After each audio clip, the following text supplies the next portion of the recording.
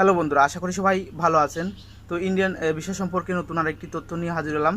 তো আপনারা আমার ভিডিওর মাধ্যমে ইতিমধ্যেই জেনে গিয়েছেন যে খুব দ্রুতই এক সপ্তাহের মধ্যে কিন্তু ইন্ডিয়ান ভিসা অ্যাম্বাসিগুলো খুলবে। সীমিত আকারে কিন্তু কার্যক্রম শুরু হবে। তো যাদের মোবাইলে পাসপোর্ট জমা দেওয়া আছে তাদের কিন্তু ডেলিভারি নেওয়ার জন্য বা মেসেজ এসেছে যে দ্রুতই কিন্তু সীমিত আকারে ইন্ডিয়ান ভিসা অ্যাম্বাসিগুলো খুলবে। অনেকেই মোবাইলে SMS এর মাধ্যমে জেনে গিয়েছেন।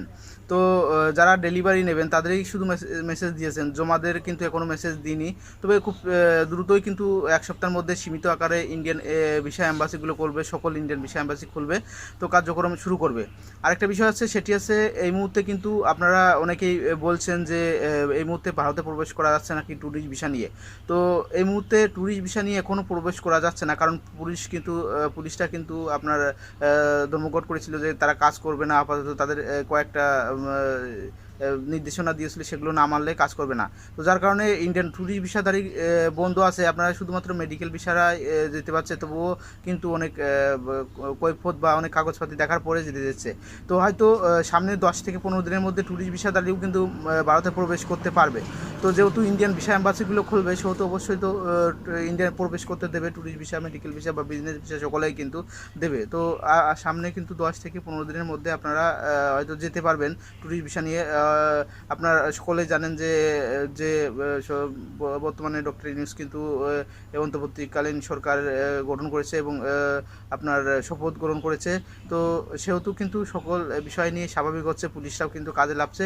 তো আস্তে আস্তে সব কিছু স্বাভাবিক হতে চলছে, যার কারণে কিন্তু ইন্ডিয়ান ট্যুরিস্ট ভিসা নিয়ে আপনারা গেদে বা বেনাপোল বা অন্যান্য বর্ডার দিয়ে যেতে পারবেন, কোনো সমস্যা হবে না। তো অনির্দিষ্টকালের জন্য বন্ধ করেছিল, কারণ দেশের অবস্থা ভালো ছিল না। সব জায়গা মারামারি কাটাকাটি হচ্ছিল কিছু কিছু জায়গা। তো টাউন বাজারের সমস্যা ছিল। তো যার কারণে ইন্ডিয়ান অ্যাম্বাসিগুলো অনির্দিষ্টকালের জন্য বন্ধ করেছিল। তো কবে খুলবে সেটি কিন্তু বলেছিল না।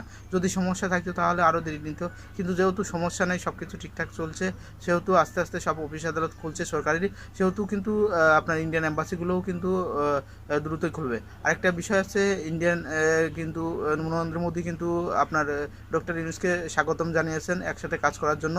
তো আশা করা যায় ইন্ডিয়ান ভিসার উপর প্রভাব বেশি পড়বে না, একটু একটু পড়লেও বেশি একটা পড়বে না। তো যাই হোক, আপনারা অনেকেই জানতে চেয়েছিলেন যে এখন কি বর্ডার পার হওয়া যাচ্ছে নাকি ট্যুরিস্ট ভিসা নিয়ে। তো আপাতত এখনও যাচ্ছে না, আপনারা কয়েকদিন পরে খোঁজখবর নিয়ে তারপর যাবেন, বা আমার ভিডিওর মাধ্যমেও জানতে পারবেন। তো হয়তো সামনের সপ্তাহে হয়তো ইন্ডিয়ান অ্যাম্বাসিগুলো খুলতে পারে, সীমিত আকারে তবুও। তো যাই হোক, ভিডিওটি যদি আপনাদের ভালো লাগে লাইক কমেন্ট শেয়ার করবেন এবং আমার চ্যানেলটি সাবস্ক্রাইব করবেন।